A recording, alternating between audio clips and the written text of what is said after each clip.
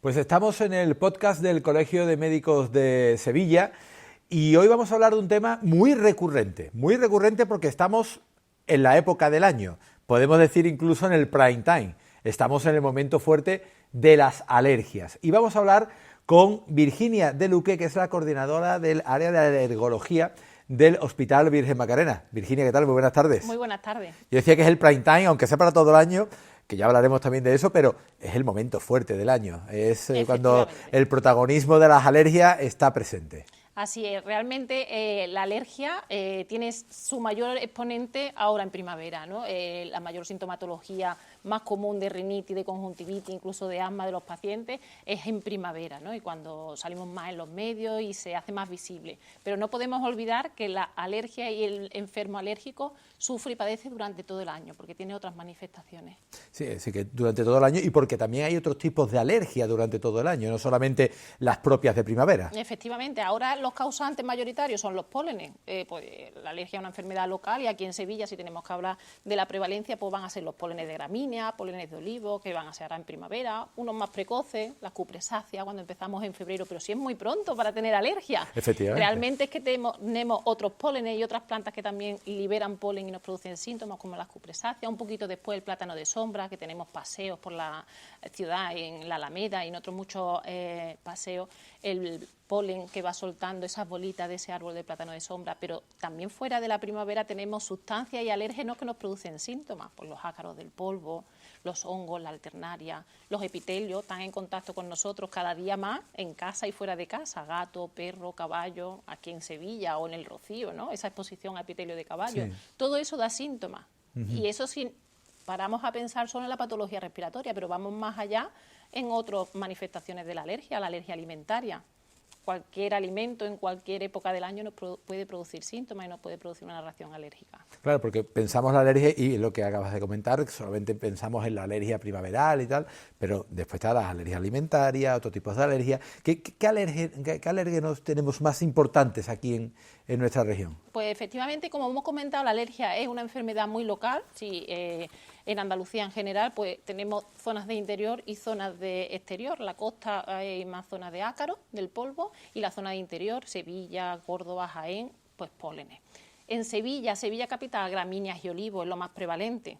Es muy característico cuando vienen pacientes o ciudadanos que vienen de otros países a vivir a Sevilla, no son alérgicos y a lo primero que se hacen alérgicos es al olivo, porque es la exposición mayor que tenemos. Entonces empiezan esas manifestaciones alérgicas haciéndose alérgico al olivo, posteriormente a gramínea, y es lo más prevalente, gramínea y olivo. Y luego es verdad que las características locales de Sevilla lo hacen muy complejo al paciente alérgico. En otras comunidades habitualmente el paciente es alérgico a un alérgeno, a los ácaros o al polen o a la alternaria. Aquí en Sevilla hay unas peculiaridades y unas condiciones que hacen al paciente polisensibilizado y polialérgico, y le está dando los síntomas la alergia al polen, además de la alergia a los ácaros, además de la alergia al epitelio, y hace más complejo el manejo, sobre todo el diagnóstico y también el tratamiento. Y hay una evolución en la alergia, me explico. Te pueden diagnosticar olivo y gramíneas y con el paso de los años empezar también a tener alergia a otros tipos de alérgenos. Así es, se describe lo que se conoce como la marcha alérgica, la marcha atópica, desde que nacemos hasta que nos hacemos adultos. Es habitual en los niños que empiecen con manifestaciones de atopia, con una dermatitis atópica, por ejemplo, una alergia alimentaria, y conforme nos vamos haciendo más mayorcitos, pues empezamos con esa alergia respiratoria, ¿no? Hay una marcha atópica. ¿Me preguntabas, perdona? La evolución. La evolución, efectivamente. Claro. Estamos hablando de esa marcha atópica en cuanto a las manifestaciones de los diferentes órganos, pero también hay una evolución de la sensibilización en cuanto a la exposición. Cada vez nos hacemos alérgicos a más alérgenos.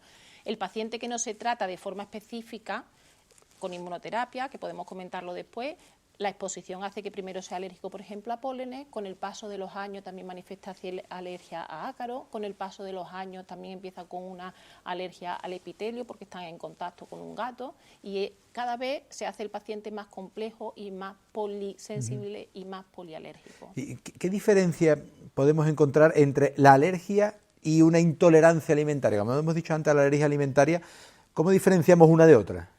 Bueno, la alergia alimentaria suelen ser reacciones inmediatas con la ingesta y, por definición, son manifestaciones de una enfermedad inmunológica. El paciente come un alimento, se hace sensible a él, se sensibiliza y hace un cambio inmunológico, de forma que en las siguientes exposiciones hay una reacción de hipersensibilidad, que se llama, de hipersensibilidad, la mayoría IgE mediada, porque es lo que se produce, y hay una liberación de mediadores, de los mastocitos y de células, lo más conocido la histamina, que nos suena más a todos, y todo eso desencadena reacciones tipo cutáneo, con urticaria, picor, edema de párpado, edema de labio, sensación de asfixia. Entonces, el paciente que es alérgico a un alimento, cuando lo ingiere, después de haberse hecho alérgico, después de haberse sensibilizado, con la ingesta de una pequeña cantidad ya manifiesta todo eso, hasta anafilaxia con compromiso vital. En cambio, la intolerancia no son mecanismos IgE mediados, no son mecanismos de este tipo. Muchas veces son, pues la intolerancia a la lactosa es una déficit enzimático, no tenemos lactasa y nuestro organismo no digiere esa lactosa. Entonces son mecanismos distintos.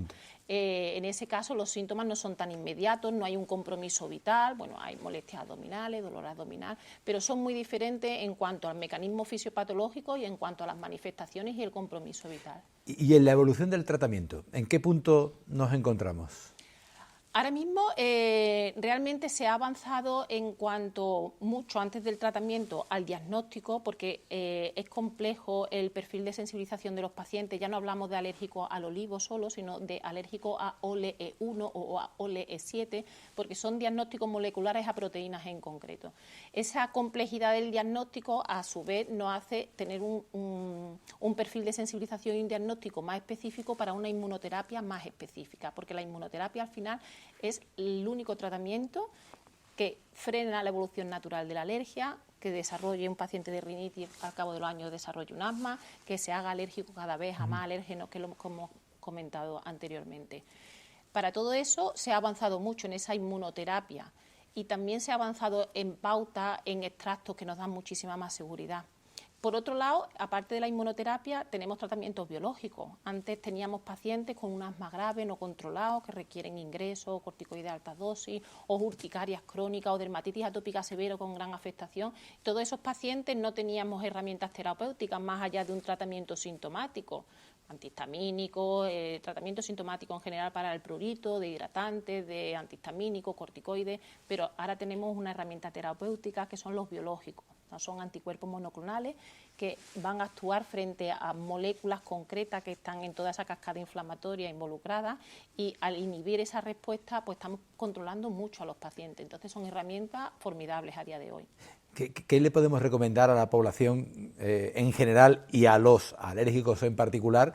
Porque muchos son alérgicos y no lo saben, pero ¿qué le podemos recomendar en esta época del año y qué deben de hacer?